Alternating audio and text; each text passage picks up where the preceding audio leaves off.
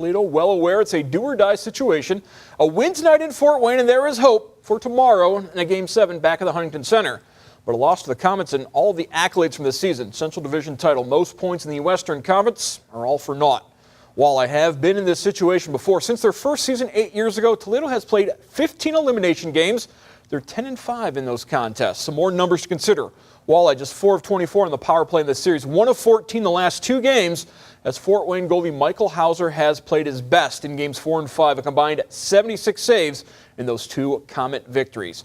Christian Hilbert back in the lineup for the Walleye tonight. Still no Simone Denis. First period, Walleye turn it over in their own zone, and the Comets seize the opportunity. Mason Baptista gets it past Pat Nagel. Fort Wayne up 1-0. Later in the first, Walleye on the power play. A lot of action in front of the net. Puck eventually comes to Zach Natuziak, gets it over Hauser, tying the game at 1 apiece. 2 minutes later, Hilbrick to Austin Broussard. Walleye take their first lead since early in Game 4. But the Comets would respond in the first period on the power play. Ryan Colkin shot, rebound right to Jason Binkley. And we are tied at 2 after 20 minutes of play. Midway through the second period, Walleye back on the man advantage. Hilbrick in front of the net, but somehow Hauser able to make the stop. 28 saves on the game for Hauser. Less than a minute later, Fort Wayne attacking. A loose puck in front of the net comes over to Gabriel Desjardins. Nagel, no shot on that. Comets take the 1-goal lead. Desjardins' 6th of the postseason. Walleye down 1 with 1 period to go. Early in the third, Sadoway, another attempt, but Hauser sends it wide. Just over 7 minutes to go. Walleye putting the pressure on Fort Wayne. Broussard misses. 3:20 to go. Still a 3-2 game. Wouldn't matter.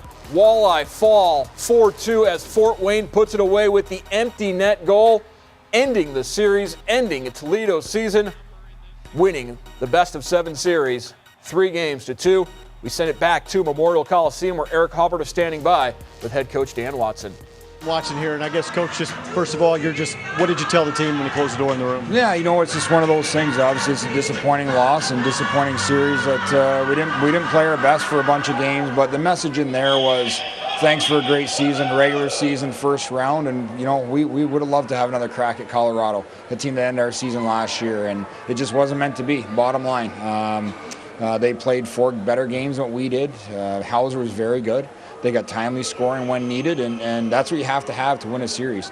They had other guys step up, and they did a real good job. So hats off to the Comets, but again, just real proud of the group we have in there, and another learning experience for us as a group. Myself as a coach, our coaching staff. We loved every single minute of these guys in this group, and that's about it, really.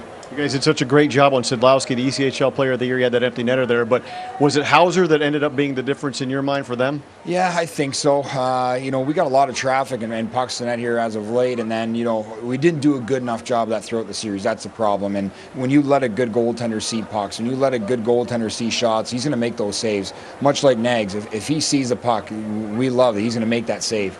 And so we just didn't do a good enough job there. But overall, he was a very good goaltender throughout the series. I thought Desjardins scored some big goals. I thought they had guys step into the lineup, when guys were injured on that other side, and they showed up. I thought their D-core, those 6 defensemen that played all series, were very good as well. So, again, they handle us, and sometimes you have to look at yourself in the mirror a little bit in defeat, and we'll certainly do that. I know. Walleye had the 2-1 lead in the series, but Fort Wayne comes back, winning the final 3 games, ending Toledo's season. And certainly you look at the way this season ended, and this is going to sting for quite some time for the Walleye and all for the Fanatics. But let's not lose sight of the fact that this is a Toledo team that, while it was built to get back to this point in the season, they had a lot of adversity. A lot of people thought with the injuries that Toledo sustained, all the ups and downs to Grand Rapids and other AHL franchises, to get to this point really speaks volumes of the coaching job Dan Watson did this season. And while Coach Watson talked about how some players might be moving on, might be retiring, might be going to better opportunities, certainly Dan Watson might be somebody who might be getting some better opportunities at the next level of professional hockey with the job he has done his 2 years in Toledo. Let's turn now back to Memorial Coliseum where Matt Melzek and Kyle Rogers are standing by. And guys, they ran into a hot goalie the last couple of games, and really when you do that, it's difficult to get any type of momentum going. It is amazing how a series can turn. Kyle, when we were here on Wednesday night, we're talking Toledo had come from behind to win a game. All of a sudden, they're up 2-1 in the series. You've got home ice back. You're feeling good. Next thing you know, 3 games later, here we're talking about your season being over. Yeah, and it's amazing how fast the game can change on you, especially in playoffs. But it's tough because Toledo had that momentum. They had the strength. They were going forward. They were looking good, and then Fort Wayne comes back and takes a little momentum back and brings it back to their own arena. So, it's the way the game works. It's a momentum game, switching. Both teams had it at one point, but unfortunately tonight Fort Wayne took advantage of it. And 2 teams so close. Overall, when you looked at it, you looked at the numbers and everything, it just felt like these were 2 teams built very similar, played similar styles, everything kind of was similar, and then yet it was Fort Wayne, though, that made the plays in the end to make it happen. Yeah, they're a team that thrives on turnovers and transition games. They're fast, they're physical, just like Toledo. You said it. You nailed it right on the head. They're fast, they're skilled, and they use their bodies very well. And, they jump on turnovers or transitions, and they're going to capitalize on those turnovers. And that's what they did. They took advantage of some change of possession, and they went with it. But, give a lot of credit to Toledo as well. They battled back. They had the 2-1 lead, and then Fort Wayne tied it up, heading into the second. But a lot of credit to these guys. They battled hard all the time. They found a way in the third period to have that switch with a lot of shots, a lot of traffic to the net, and they just came short. Yeah, too much for the goaltending of Michael Hauser. He was terrific when we talked about it in the game broadcast. 9 goals for Toledo in the first 3 games. Kyle, only 4 in the last 3 games. Yeah, it's tough. You get those shots on, and a goalie plays so well like that, and you just got to find a way to beat them. And they did early in the first period, just came up short at the end. A lot of times you want to finish off the season with a win. Unfortunately for Toledo, that will not happen this year. Back to the studio. All right, thank you very much, guys. Certainly a tough way for the Walleye to wrap up this season, but certainly a lot for Toledo to be proud of. And as we saw in our post-game report, Eric Halbert had a chance to check in with A.J. Jenks, an emotional Kyle Bonus after the game. To Captain Kyle Bonus, and Kyle, just obviously not the way you wanted it to go, just your emotions, the feelings here after it's over. It's pretty tough. It's been a heck of a year. It's been a heck of a 4 years here in Toledo. We laid it all on the line. It just wasn't enough, I guess. When Coach Watson shuts the door and he goes in the room, what does he say to you guys, especially that core group that's been here for so long?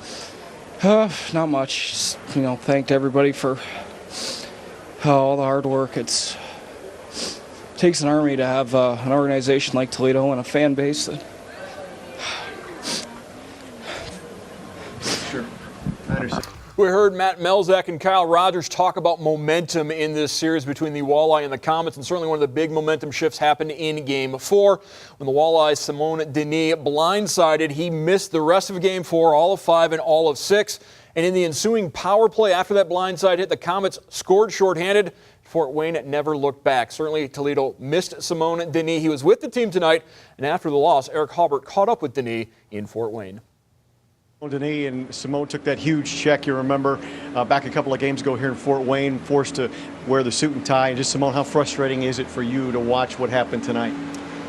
It's extremely frustrating, anytime, you never want your season to end, not by any means, and, it's even more frustrating to not be able to be out there and helping the guys out, and, that's what we're here to do. We're here to play hockey, and that's obviously, that's what I've done all year. That's what I've wanted to do, and it's extremely tough, being, watching from the stands, but the guys gave everything they had. We fought all year, and we fought all 60 minutes of tonight's game, and it wasn't meant to be, and it's tough to swallow right now, but it's that's just how hockey goes. Obviously, it's a tough situation, but the most important question is how are you? How are you feeling? I'm doing okay. I'm starting to feel a little bit better.